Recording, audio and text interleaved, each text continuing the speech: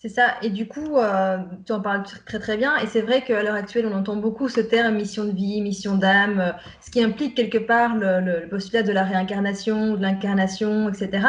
Donc chacun finalement a ses croyances par rapport à ça et c'est pas important, c'est propre à chacun, je pense. Et c'est l'intimité et la liberté de chacun de choisir ce qu'il croit vrai pour lui. Euh, Effectivement, ça peut mettre effectivement une pression en se disant je trouve ma mission de vie, mais si enfin, comment tu pourrais définir ça, toi? Est-ce que tu penses que, par exemple, tu disais que tu avais des goûts particuliers, tu aimais les voyages, tu aimais les langues, et donc du coup, finalement, tu t'es retrouvé dans un travail, dans une carrière qui te correspondait. Mais est-ce que le fait, par exemple, dans ton cas, d'aimer ce que tu aimais, c'est-à-dire les langues, les voyages, t'ont amené donc à travailler là où tu travaillais, notamment chez Cartier, etc.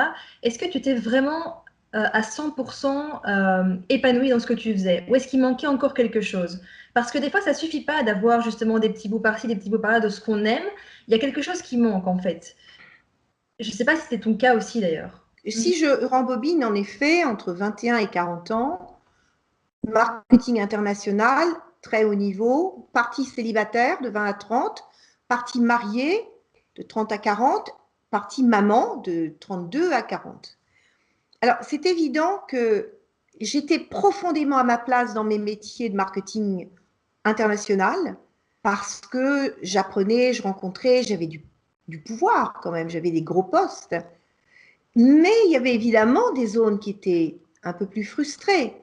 Euh, Quand j'étais avec, pas dans le coup, parce que j'ai eu vraiment, je dirais que nous nous sommes choisis de façon complètement intuitive pour être dans le respect de l'un de l'autre. Donc, je n'ai jamais eu de souffrance par rapport à notre couple. C'était pas ou mon mari et notre amour ou le travail. Tout ça a été très, très fluide. En revanche, c'est quand je suis devenue maman, où là, la frustration, c'était, j'avais donc un job international. Moi, j'ai toujours été partout, au Japon, aux États-Unis, en Amérique du Sud, en Afrique. Donc, j'avais un petit bout à la maison avec une super nounou, mais je me souviens, j'écrivais des textes où la maman en moi était presque jalouse de la nounou. Et quand mon fils a commencé à m'appeler Paman, parce qu'il voyait papa plus que moi, Paman, là, j'ai décidé d'arrêter. C'est-à-dire, en moi, il y a eu un appel qui m'a fait dire, il y a vraiment maintenant une zone qui n'est plus totalement compatible avec cette carrière à haut niveau. Ça fait 20 ans que tu l'as fait, comme m'avait dit mon mari, tu n'as plus rien à prouver là-dedans. Et là, je me suis mise enfin à l'écoute de ce manque, mais c'était un manque par rapport à mon fils, puisque c'est juste avant que Marie n'arrive. Et, et j'ai senti qu'à un moment, c'était plus compatible, c'était plus miscible. Et c'est là où le premier plan de carrière s'est terminé et j'ai pu amorcer le second. Et là, c'est ce que je vous disais par rapport à l'art, tu vois, j'ai commencé à me rapprocher d'un appel intérieur. Mais pourquoi? Parce que si je transpose sur vous, quand on sent qu'on est à sa place, on va y aller pendant 5 ans, 10 ans, 15 ans, moi c'était 20 ans. Et quand on a fait le tour, quand on est monté assez loin, haut, quelles que soient les valeurs qu'on porte, hein, ce n'était pas des valeurs financières pour moi, c'est vraiment des valeurs de réalisation, on sent que cette partie de soi, qui a des dons, qui a des talents, qui a été entendue, elle est pleine, pleinement satisfaite. Elle a fait le job. On peut commencer à ouvrir d'autres chapitres. Et donc, à ce moment-là, c'est grâce à la maman en moi qui était en manque que j'ai pu dire, OK, qu'est-ce qui serait compatible maintenant avec quelque chose qui monte en moi, et c'était l'art, et le fait d'être maman. Donc, on n'est toujours pas dans une mission de vie, mais on est dans une frustration que j'entends. Et cette frustration m'a amené à poser des questions autrement. De quoi j'ai vraiment envie? Qu'est-ce qui vibre maintenant en moi? Sauf que c'est très difficile de passer d'un milieu à un autre, très différent, code différent. Tu gagnes plus l'argent de la même façon, tout est bouleversé. Et comment être sûr qu'on va au bon endroit? Ça, c'est Et une question ça, c'est importante. ouais. Et cette question-là, j'ai longtemps pensé parce que j'ai fait pas mal de conférences sur les moments de bascule. Et je me suis dit que si je rembobinais, tout ça était fait de façon inconsciente. Moi, je n'avais pas de coach à l'époque.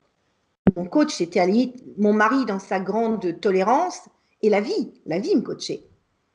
Et je me suis dit, qu'est-ce qui depuis 10 ans régulièrement me teinte l'oreille, tu vois, me fait vibrer. Je dis, tiens, quand je suis rentrée chez Cartier, je voyais de l'art. Il y avait la Fondation d'art contemporain à l'époque qui était créée. Quand j'ai vu les tableaux d'Armand, quand j'ai vu sculpture de César, ça pétillait à l'intérieur de moi. J'étais attirée comme une mouche vers une lumière. Quand je suis rentrée chez Descamps, je voyais les bocaux de couleurs de Primrose Bordier, qui était une grande coloriste. Et là, j'étais attirée par les couleurs. Quand j'avais 16 ans, je disais à maman, tu sais, un jour, je ferai une grande œuvre dans une église, gratuite. Je peignais très tôt. Et donc, pour m'autoriser la bascule, et encore, on n'est pas dans la mission de vie, on est simplement dans quelque chose en nous qui a soif d'être reconnu. Et déjà, si vous entendez ça, avant de vous poser des questions existentielles, vous serez déjà pas mal prête d'une bascule, je dirais, bien posée. Eh bien, c'était de me dire, après tout, l'art, aussi loin que je me souvienne, l'art m'appelle. Ouais, mais je ne suis pas une artiste, je suis une femme de marketing. Donc, dans la bascule, il y avait d'abord la reconnaissance des signaux pour valider que ce n'était pas juste une chimère, mais c'était quelque chose en moi. Et après, ça a été apprendre, parce qu'on ne bascule pas de marketing à l'art comme ça. Et je me souviens, un chasseur de tête vient à la maison, je faisais déjà des grands tableaux de 1,30 m par 1,60 m, tu vois, même pas peur. Je n'étais pas formée, je n'avais pas eu du tout de technique. Donc, même pas peur, je peignais, j'adorais ça dès que j'avais un peu de temps. Et puis, ce chasseur de tête vient et me dit, ah oui, t'es vachement douée, mais t'as aucune technique, t'es à la rue, ma chérie.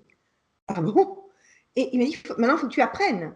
Et donc, faute d'entendre une mission de vie, ce que j'ai entendu, c'est qu'il y a quelque chose en moi, et on parlait d'expertise récemment toutes les deux. J'étais absolument pas une experte de la peinture, mais j'avais quelque chose en moi de très puissant. Là, j'ai chaussé ma tenue d'arpette, c'est-à-dire d'assistante d'atelier. Je suis rentrée dans un atelier où il y avait très peu d'élèves, il y en avait 7, et pendant 2 ans, j'ai appris.